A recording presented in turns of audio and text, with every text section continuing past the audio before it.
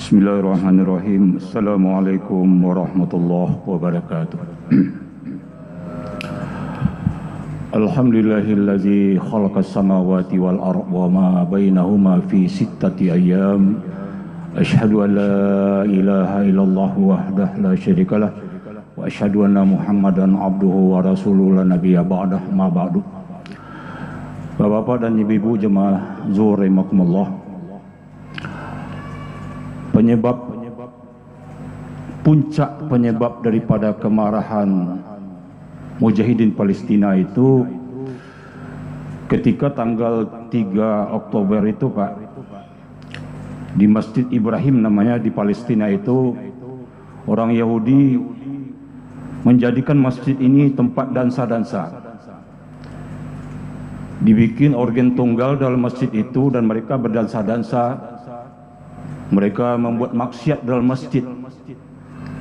Saya lihat videonya. Itu pemacunya ketika kenapa Palestina ini tidak bisa lagi diam. Kalau selama ini membunuh sudah tiap hari, menzolimi sudah tiap hari.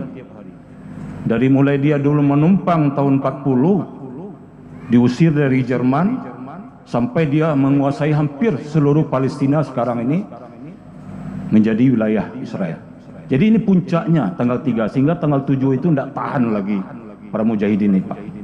Bapak bisa bayangkan, Pak, kalau di masjid kita orang sudah dansa-dansi, Pak. Masih ada mimbarnya, Pak.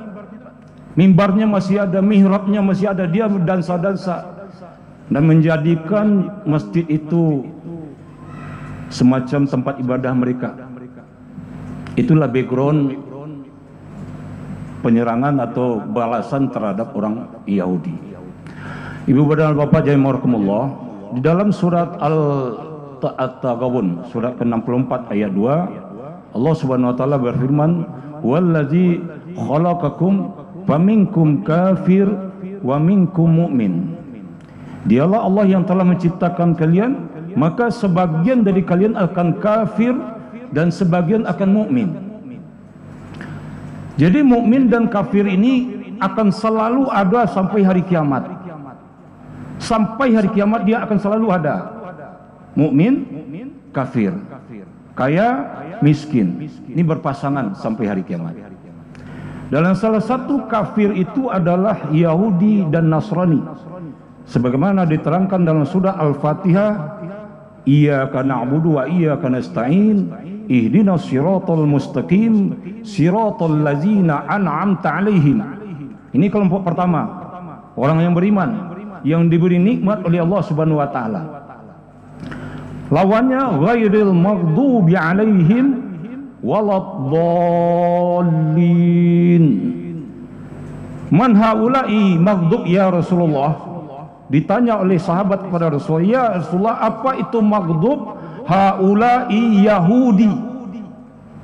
Maghdub itu Yahudi. Jelas ini dari Rasulullah SAW. Waladdallin. Dolin itu Nasara, Nasrani. Bapak nanti lihat di tafsir Quran Bapak itu sebelah bawahnya itu, kalau tafsir saya di rumah ada penjelasan itu. Maghdub itu Yahudi, dolin itu Nasrani.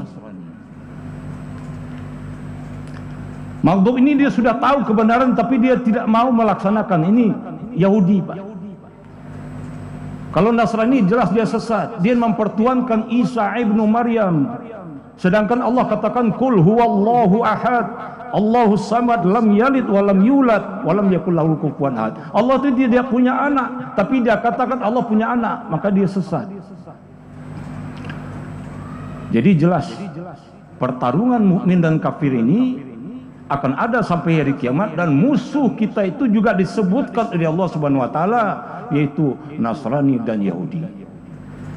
Pertanyaan berikutnya, kenapa kafir ini diciptakan Allah? Sama jawabannya dengan kenapa babi juga diciptakan Allah. Tidak ada gunanya babi itu, Pak. Dimakan tidak bisa, disate tidak boleh, diapakan saja tidak boleh. Tapi dia tetap diciptakan oleh Allah Subhanahu wa taala. Begitu juga Yahudi dan Nasrani ini. Tidak ada gunanya sebetulnya bagi Allah, tapi diciptakan oleh Allah Subhanahu wa taala sebagai ujian bagi orang yang beriman. Sebagai mitra tanding, sebagai lawan latih yang seimbang. Kalau tidak ada lagi Yahudi Nasrani, kiamat dunia ini lagi, Pak. Maka mereka ini memang diciptakan oleh Allah Subhanahu wa taala untuk menguji iman orang beriman, orang kaum muslimin. Dan mukmin dan kafir ini sejak zaman dahulu memang selalu ada berpasangan, Pak. Ketika Nabi Adam turun ke muka bumi, Allah turunkan iblis. Ketika Nabi Nuh di muka bumi, Allah turunkan anaknya dan istrinya sebagai musuh. Ketika Allah turunkan Nabi Ibrahim, Allah turunkan Namrud. Ketika turun Fir'aun, Allah turunkan Nabi Musa. Ketika turun Abu Jahal, Allah turunkan Rasulullah sallallahu alaihi wasallam. Dan ini akan selalu berulang-ulang, selalu berulang-ulang. Pertanyaan kita, bagaimana supaya kita dimenangkan oleh Allah Subhanahu wa taala?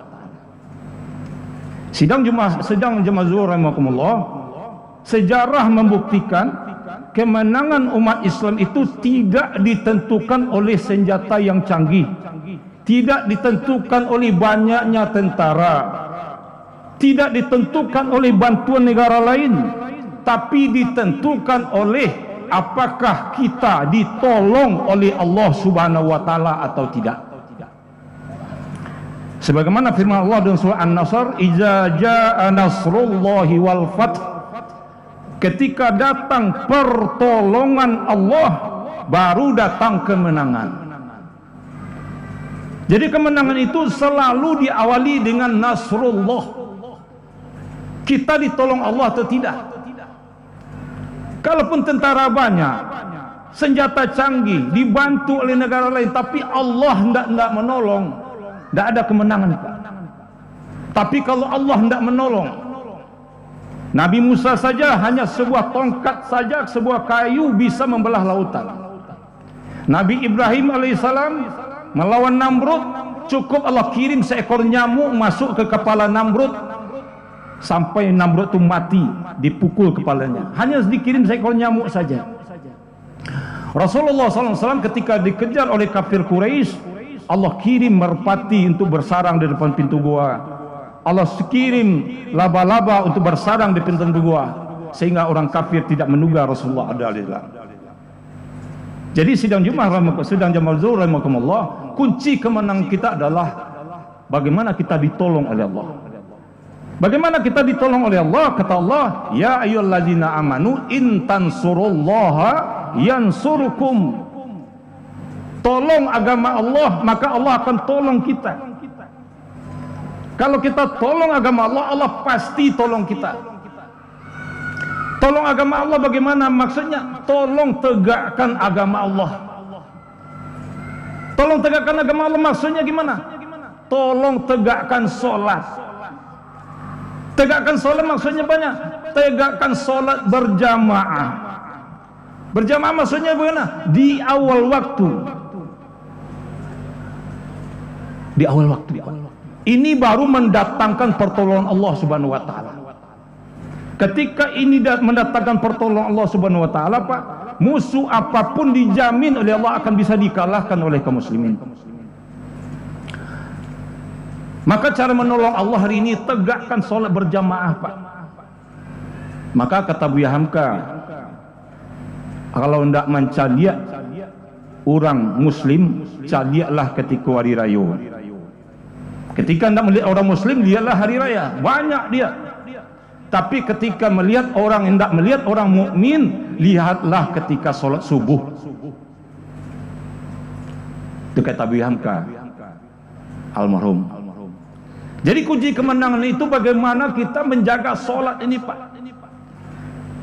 Sholat ini akan menolong kita. Dan setelah saya salat kita berdoa, Allahumma la mani'a lima atait wa la mu'tiya lima mana'ta wa la yanfa'u dzal jaddi minkal jaddu. Allahumma, ya Allah, la mani'a lima atait, tidak ada yang bisa menahan kalau Allah hendak beri. Tak bisa, Pak. Wa la mu'tiya lima mana'ta, dan juga tidak bisa memberi manusia ini kalau Allah hendak tahan. Ini kita baca wajib setelah salat sunat, dianjurkan setelah salat wajib. Jadi kunci kemenangan kita hari ini sidang Jumat adalah bagaimana menegakkan solat. Kalau solat ini seperti solatul Jum'ah, maka orang Yahudi pasti takut, pasti kalah. Oleh sebab itu kunci kemenangan Palestina juga itu, bagaimana seyakin-yakinnya kepada pertolongan Allah Subhanahu wa taala. Sebagaimana yakinnya Nabi Ibrahim alaihissalam ketika ditawarkan oleh malaikat, nawarkan ini dan itu, Nabi Ibrahim mengatakan, hasbunallah wa ni'mal wakil, ni'mal maula wa ni'man nasir. Cukuplah Allah sebagai penolong kami, dan Allah lah sebaik-baik penolong. Fa'tabiru ya ulil absar la'allakum turhamun. Semoga kita diberi kekuatan oleh Allah Subhanahu wa taala untuk menegakkan salat berjamaah di awal waktu, yang merupakan penyebab kita akan ditolong oleh Allah Subhanahu wa taala. Subhanakallahumma wa bihamdika asyhadu an la ilaha illa anta astaghfiruka wa atubu ilaik. Assalamualaikum warahmatullahi wabarakatuh. Allahu akbar, Allahu akbar. Asyhadu an la ilaha illallah. Asyhadu anna Muhammadar Rasulullah. Hayya 'alas salati, hayya 'alal falah. Qad qamatis salatu, qad qamatis salah. Allahu akbar, Allahu akbar. La